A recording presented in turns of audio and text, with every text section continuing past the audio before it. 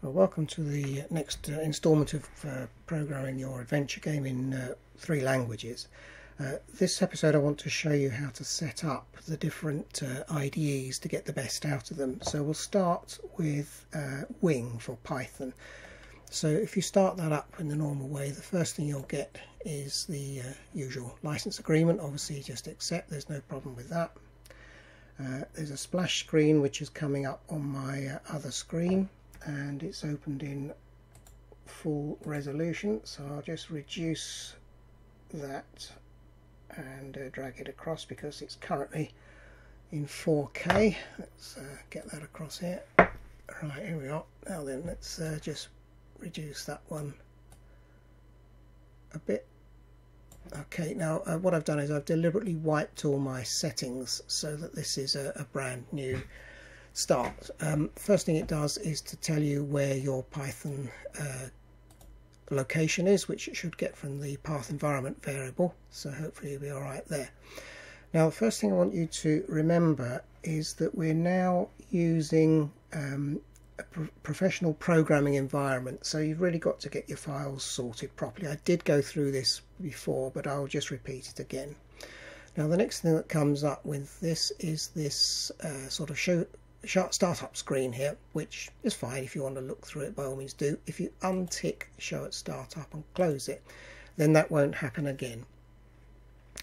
Now the next thing to do is to, unlike as you'd expect that you go to file and open and find your files, is we want to create instead a project. You're now working with multiple files in one project, so it's much better to get them all online. So go to project, new project. It will come up with all this. There's really no reason to change everything. You're going to be using the default Python installation, so you can just press OK on that one. It comes up now with the project's been created, but you haven't yet saved it. So this is where you hit save now. And I want to find where I originally put my files, which was on a USB video, here we are, YouTube code, Python. So that's where I want to save my project, and it comes up with this new project. Well, let's call it Adventure, and it'll save that as a Wing project. So if we press save now, we've got that there. So if I now bring in my Windows Explorer of that USB, YouTube code Python, and I've now got this new file that's appeared up here called adventure.wpr, which is the Wing project file. And these 3 here are files that I've already created. So let's get that out the way again. So now you've created your project, you want to go back to the project again and then add existing directory. It should by default be where you have just saved your project, but you can browse for others. And then you want hidden and temporaries, possibly, not necessarily there. Don't exclude anything, so you can pretty much, and make it recursive and watch for changes and hit OK. Then we get these files which you saw in my Windows Explorer. We don't need this anymore. So if we double click this one, for example, you can do the size of the text by pressing the Control and plus keys, and so that would bring you up with a better resolution, which is certainly what I was looking for today. Now I've been reading up about the sort of naming conventions that are used in the different languages, and I've realized I've made some sort of minor errors. They're not going to cause any problem with running the code, but they don't quite fit in with the naming conventions. For example, if you're importing a module, which is what this is, that should have a lower case, and if you are creating any kind of class, the class has an uppercase, then So there's various things that I haven't got quite right here. So what I'm going to do is to pause for a second, rename everything, and then we'll load this back in with the changes that I have made. Right, so I've made the changes, and what I've done here is to rename the files in Windows Explorer and given them a lowercase rather than title case, so that you've got program and player spelt with a lowercase p. Now the one that I had here before was called input with a capital I, but of course if you change that to a lowercase input, it then gets confused with Python's own built-in input. So I thought, right, let's change the name of the module completely. So I've changed it to keyboard, short for keyboard, because basically you want this to get keyboard input. So that seemed a sensible option for that. So if you've already started following and have created 3 files called program, player and input, change the input one to keyboard or something similar. It doesn't really matter, it's up to you. Now obviously I've reloaded the IDE wing, and we've now got our keyboard, player and program.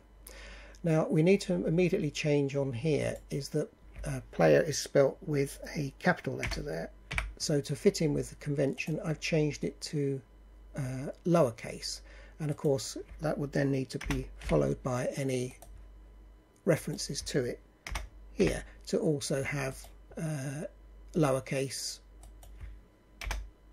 there. So that now fits in with the naming convention on that file.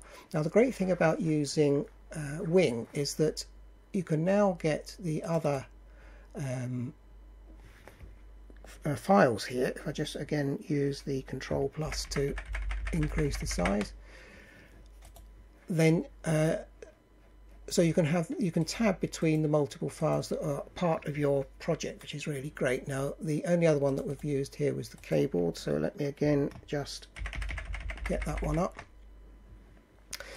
Now the second bloomer I realized is that because I'm using different languages, I tend to use camel case by default, where you get the uppercase in the middle, and that's not very Python-esque apparently. So I'm just going to change that to, oops, helps if you get the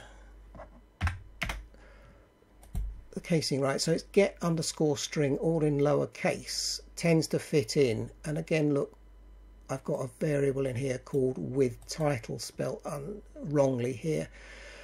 So this again shows you a little useful feature in Wing, is that I can go to the search here and I can select that with title, which is what I want to change, and place it in the search here, and then I can change the options to show the replace here, and I want to replace that with underscore title. I can make sure that it's case sensitive, so it finds exactly that and replaces it with exactly that, and I only want the whole words. I don't want it to find it with title as part of something else, and then hit replace all, and that will automatically change these things here. So again, I've now got this Python-esque, I've got everything in lowercase except for obviously certain things which are meant to have the uppercase, so that's all in good order there. The player we have already done, that's already in lower case, that's got the correct underlining, and the program, everything again is where it should be. If I hit that double thing here, it saves everything, and the little asterisk that you saw ran there. Now before we start running and doing things, there's a bunch of stuff that is good to change on setting up Wing. You only need to do this once. So the first thing to change is we've also got rid of the opening dialogue. We've created our project, but now we want to set some of the preferences up first of all. So let's go to first of all line numbers. If you go to the edit menu here, and then you'll see show line numbers. So hit that and the line numbers appear down here, which is much more useful, because if you get an error report and it says it's on line 2500, you really want to know where 2500 is, not start searching for it. So put the line numbers in without a doubt. Now the second thing that we need to check, if you remember me grumbling about Python and its use of spaces and tabs and how they get all messed up, and it really irritates the hell out of me. So what we can do there is to go to the edit and preferences, and one of the things that we really want to change is the editor here and then indentation here, and you get this nice little thing popping up here.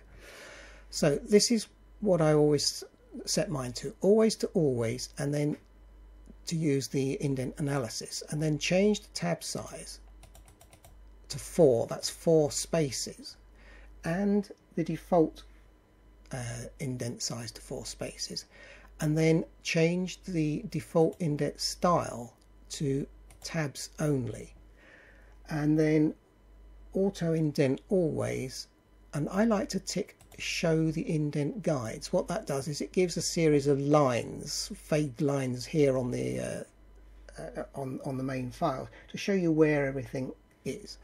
So we'll apply that, and then the next thing we want to go to is the output, so that you can decide how you want your output to look. So what we need to change here is debugger IO here, and then we want to change that so that it will output to an external console. So we click on that one.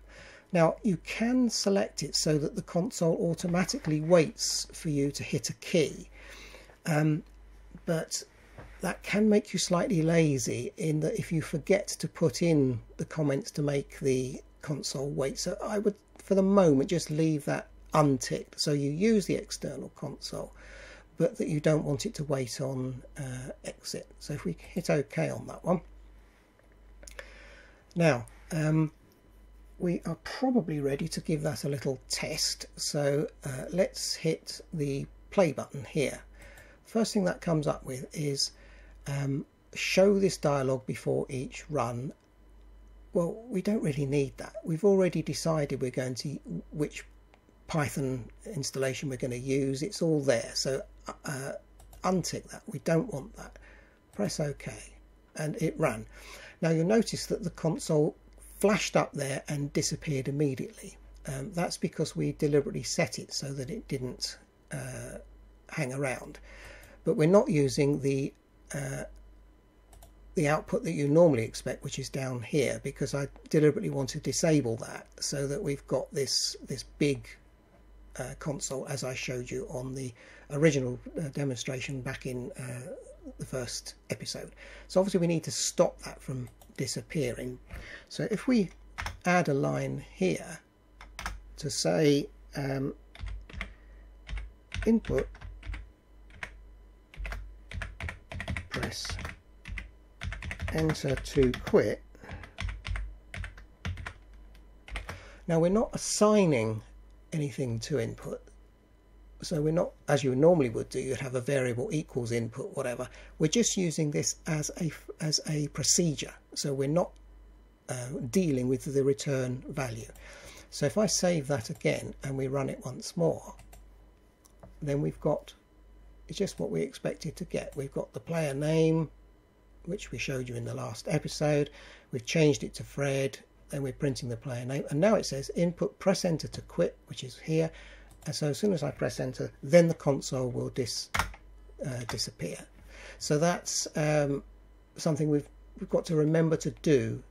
If you don't want to bother with that, then by all means go back to the edit preferences IO and click here external console waits on exit. But as I say, it can make you a bit lazy, and then you run a nice big program, it disappears out of view within a fraction of a second, and you think, ah, I forgot. So we'll cancel that. So that's my suggestion. So we've now got the wing setup to have line numbers and to use the default of tabs to display the indentation here.